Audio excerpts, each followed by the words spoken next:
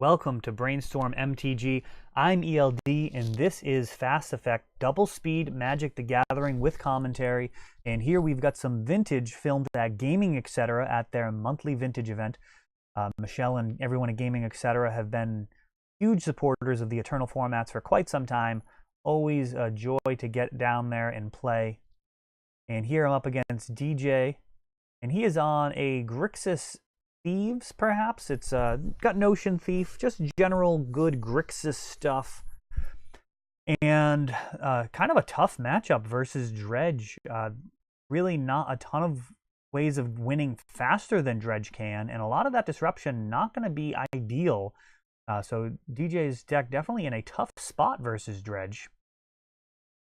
Of course, it is vintage and anything can happen.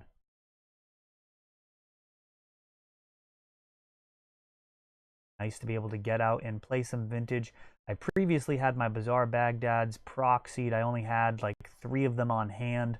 And I recently picked up a few more, actually from Moose Loot. Met Bernie for the first time at a TJ Invitational. Got to play some Legacy over there. And it looks like Search has come down, and that is answered on my side of the table with Bazaar. So both of us are going to have some digging here, some card selection. I think we're going to find Bazaar Baghdad probably a bit more powerful. And Unmask again. And seeing 3 cards that are not particularly great in this matchup. Engineered Explosives, which can clear zombies. That's going to be the pick for Unmask. But also a Braid.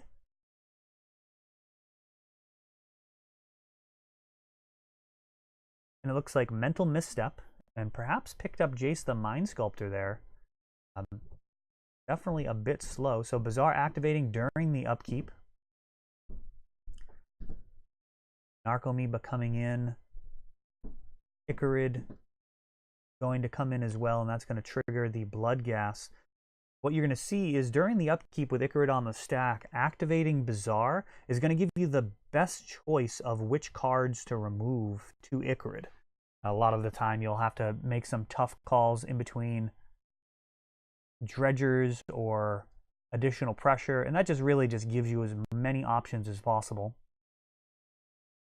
DJ firing off that Abrade on Icarid.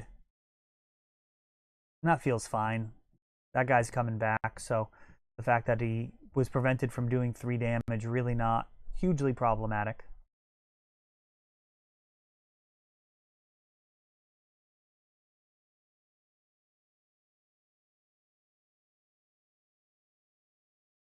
DJ just passing back. Actually cast another Search just to fill the graveyard. And that would be a weak play in just about any format. There we go. Packing it in for game 1. Go ahead and note that. Dredge 1 game up here. Usually does win game 1. It's definitely a big reason to play Dredge, is most decks are going to have a really tough time stealing a game from you without their sideboard.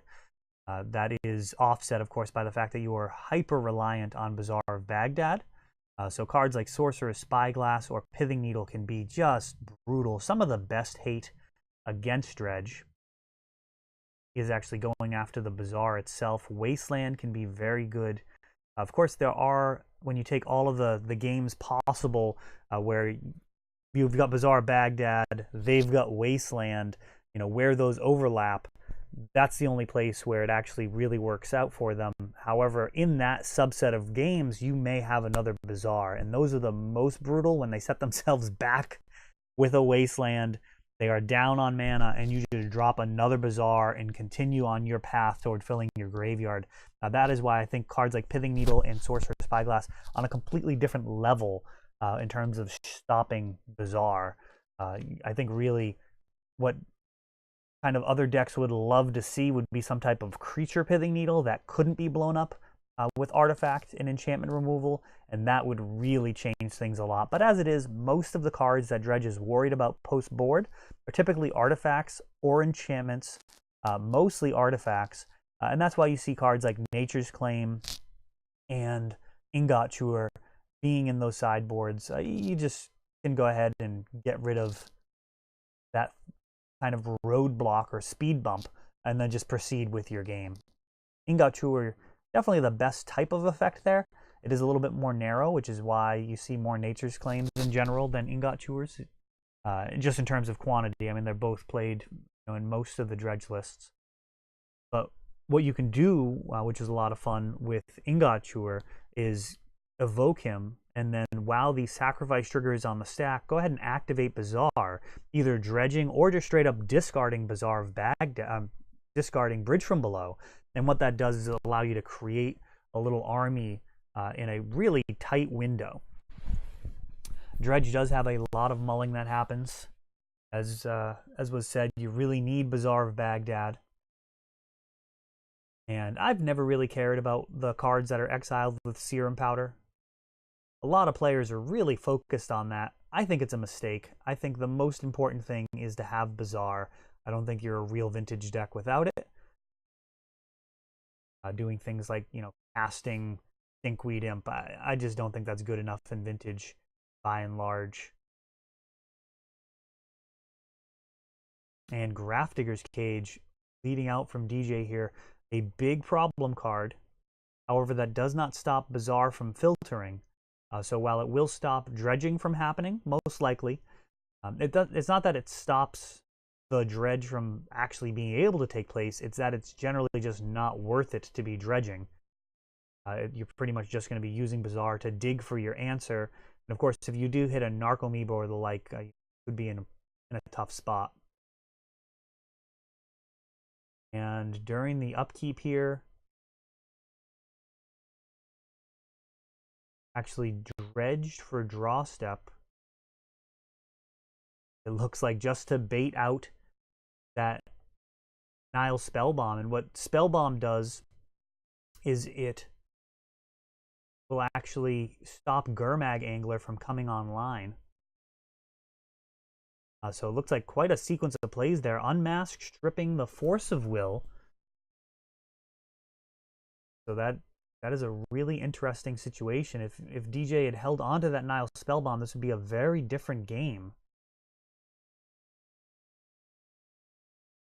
And at this point, the Grafdigger's Cage has been Nature's Claimed. The Spellbomb has been voluntarily used to try and slow down any type of Gurmag Angler plan.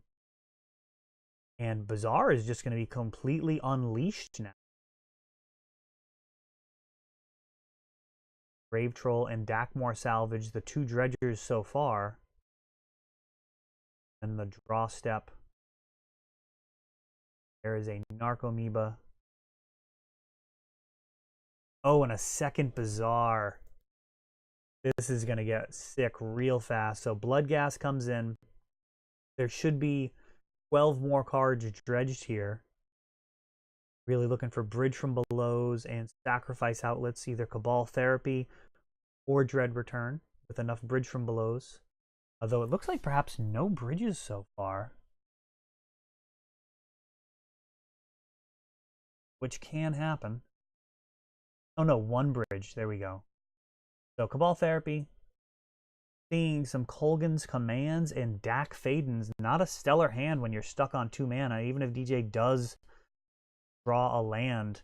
I mean, I guess he could play Dak and start digging, or potentially Kolgan's Command. Not likely to hit any more hollow ones. From here on out, it's almost certainly all dredging all the time. At this point, I think really the only way you lose is accidentally getting KO'd by your opponent's Ancestral Recall. So just going to want to manage the number of cards in the library. Just not get to the point where a opponent's Ancestral could be lethal. Maybe play around Ancestral plus Snapcaster. Or at least make sure your clock can race that. And another Abrade. Dredge, another Dakmor Salvage comes back.